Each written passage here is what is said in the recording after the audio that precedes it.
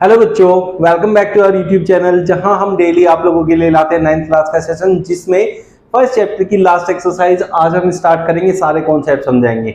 नए सिलेबस में this is 1.5 जबकि पुराने सिलेबस में दिस इज 1.6।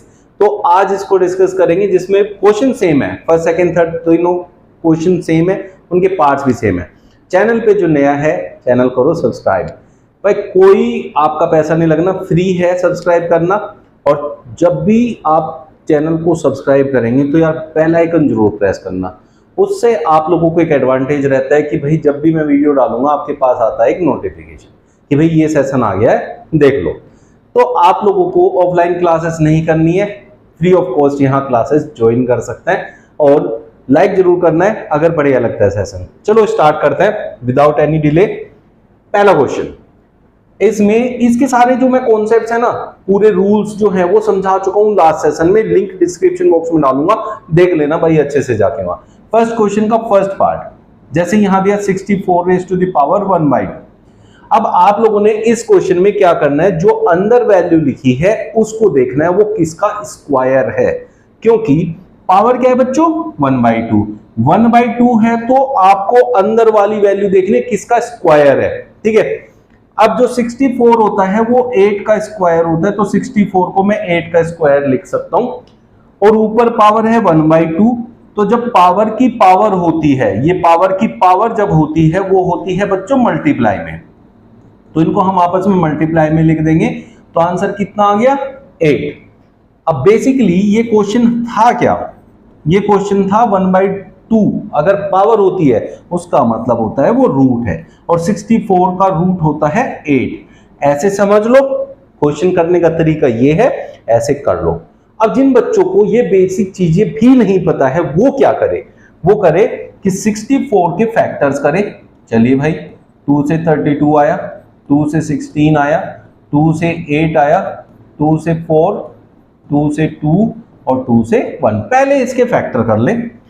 1 2 3 4 5 6 टाइम्स बना तो 2 की पावर 6, और उस पूरे की पावर है 1/2। जो ये 2 की पावर 6 है ये 64 की प्लेस पे लिखा गया है, ठीक है ना। अब ये पावर की पावर होती है मल्टीप्लाई, 2 3 6 तो हो गया 2 की पावर 3। इसका मतलब होता है 2 खुद से 3 बार मल्टीप्लाई है तो आ गया 8। ऐसे भी कर सकते हैं, बट देखो 9th क्लास में आगे थोड़ा तो आपको अपना लेवल बढ़ाना पड़ेगा, तो इसलिए यहां से करें इस तरीके से। नेक्स्ट क्वेश्चन की बात करें बेटा, इसका नेक्स्ट पार्ट जो है सेकंड पार्ट में देखो क्या कह रहा है, 32 रेज़ टू द पावर 1/5।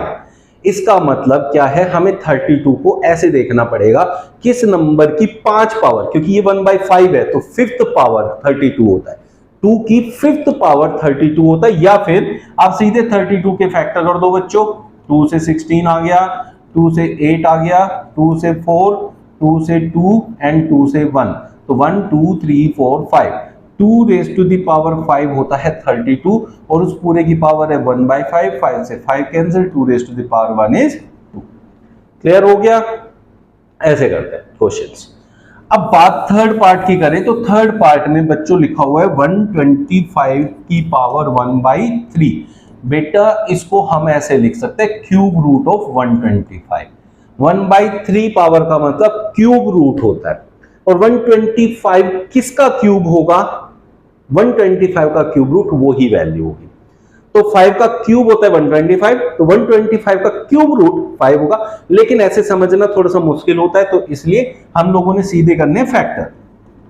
5 से जाएगा 5 2 10, 5 5 25, 5 5 25, 5 1 5। सबसे सिंपल एंड जो है डायरेक्ट अप्रोच है वो ये है कि सीधे फैक्टर कर दो। अब 125 के फैक्टर किए तो यहाँ 5 3 बार आया, 1 2 3, तो it means 5 raise to the power 3, और पावर की पावर है 1/3, ये हो गया cancel. 5 raise to the power 1 हो गया 5, तो इसका आंसर पूरे का हो जाएगा 5। या फिर कह सकते हैं क्यूब रूट ऑफ 125 जो होता है वो 5 होता है। ये तो आप लोगों को पता है जिनको थोड़ा बहुत क्यूब्स याद है। फर्स्ट क्वेश्चन हो गया आपका कंप्लीट, तीनों पार्ट्स मैंने समझा दिए। किसी को कोई भी डाउट रहा होगा तो कमेंट में लिखना।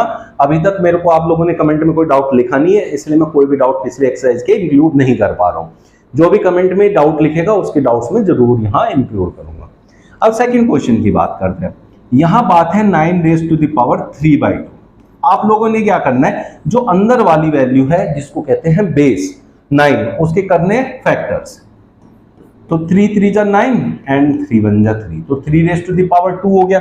इस 9 की जगह 3 रेज टू द पावर 2 लिखना है, की पावर 3/2, जिसको हम बच्चों ऐसे लिखते हैं इंटू 3/2। पावर की पावर मल्टीप्लाई होती है, 2 से 2 कट गया, 3 रेज टू द पावर 3 27 होता है। तो इस पूरे का आंसर जो है आपको 27 मिलेगा।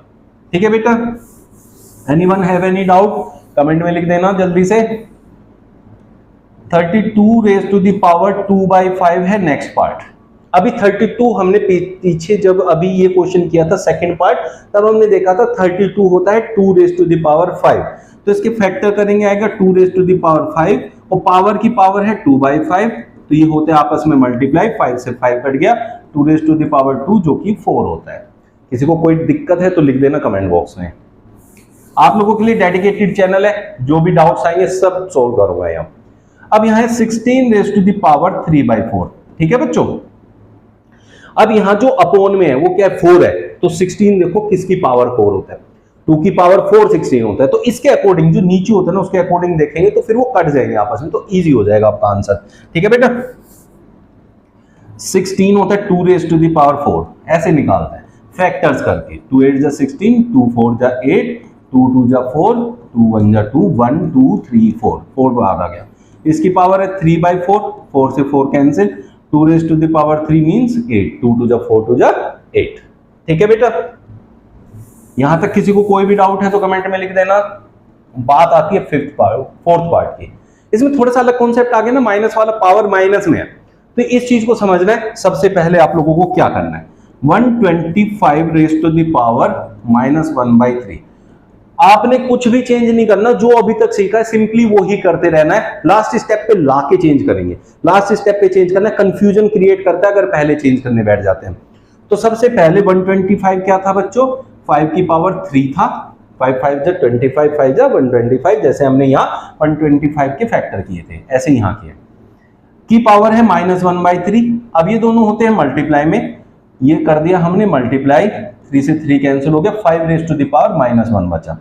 जब भी आपके पास जो भी नंबर है अगर उसकी पावर माइनस में है तो उसका रेसिप्रोकल आप लिख दो 1/5, और जो पावर है वो उसके ऊपर ही रहने दो, तो इट मींस 1/5, क्योंकि 5 की पावर 1 5 होता है। तो जब भी पावर माइनस में होती है तो नंबर जो दिया है बेस में उसका रेसिप्रोकल आपका आंसर होता है। ठीक है बच्चों, कोई डाउट है तो बताना मेरे को। भाई मेरे हिसाब से तो आपको बहुत अच्छे से क्लियर हो जानी चाहिए, सारी कंडीशंस मैंने आप लोगों के सामने डिस्कस किया है। बाकी फिर भी थोड़ा बहुत अगर डाउट है ना तो जो डिस्क्रिप्शन बॉक्स में आपको मिलेगी इंट्रोडक्शन वीडियो जिसमें लॉज ऑफ रैशनल एक्सप्रेशंस है, वहां जाना एक बार और आसान हो जाएगा। ये है 2 raise to the power 2/3। Dot का मतलब यहां मल्टीप्लाई होता है बच्चों, यहां वो वाला डॉट नहीं है जो डेसिमल वाला होता है। 2 raise to the power 2/3 into 2 raise to the power 1/5। इसमें जो ये नीचे वैल्यू लिखी है दैट इज बेस, तो बेस क्या है 2। जब बेस सेम होता है तो पावर आपस में ऐड हो जाती है अगर उनके बीच में मल्टीप्लाई का साइन है, तो इट इज 2/3 प्लस 1/5, ऐसे लिखना है बेटा। क्लियर हो रहा है ना।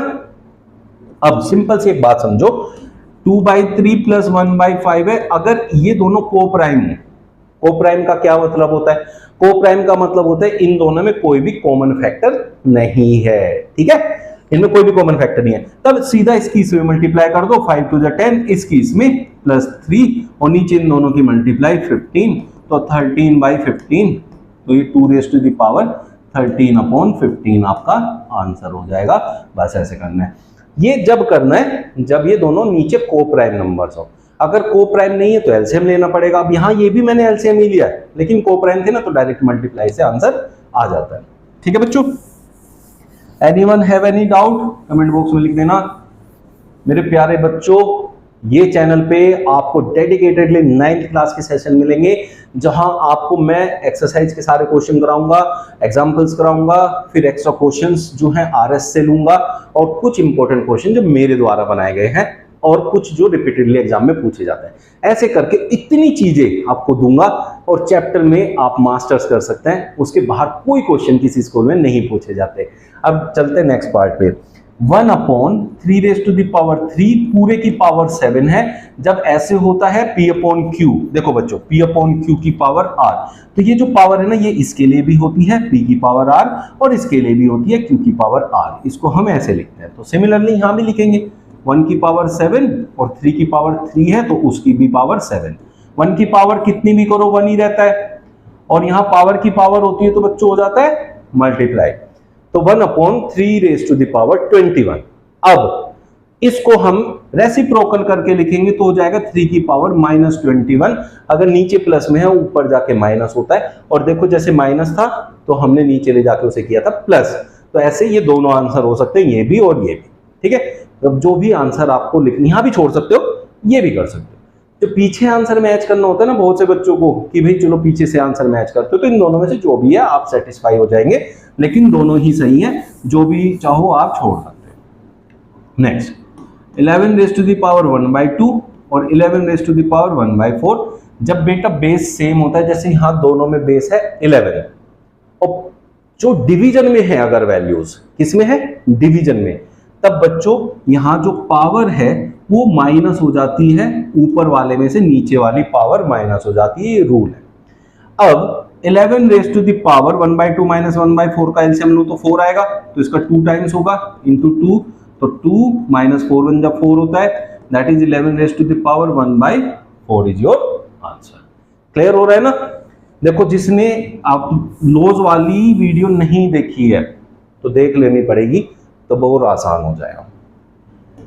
7 raise to the power 1/2 into 8 raise to the power 1/2 इस डॉट का मतलब मैंने पहले ही समझाया, जब भी ऐसे वैल्यू दे रखी है पॉइंट नहीं होता है, डेसिमल नहीं होता है, दैट इज मल्टीप्लीकेशन। अब यहां ऊपर अभी हमने जो देखा था, यहां देखिएगा ये बेस सेम था, पावर अलग अलग थी। यहां बेस अलग अलग है, पावर सेम है। जब पावर सेम होती है तो पावर आंसर की वो ही रहती है जो यहां दोनों में सेम है। ठीक है, और जो नीचे दोनों के बेस हैं वो हो जाते हैं multiply. This is the correct answer. 50 raise to the power 1/2 is your answer. अब हमारा नंबर सिस्टम पूरा कंप्लीट हो गया है। जाने से पहले यही रिक्वेस्ट करूंगा, डेली अपना सेशन ले लो। शाम को 6 बजे मैथ्स आता है। मंडे आपको 7 बजे मिलेगी साइंस का सेशन। एसएसटी का सेशन आएगा सैटरडे शाम को।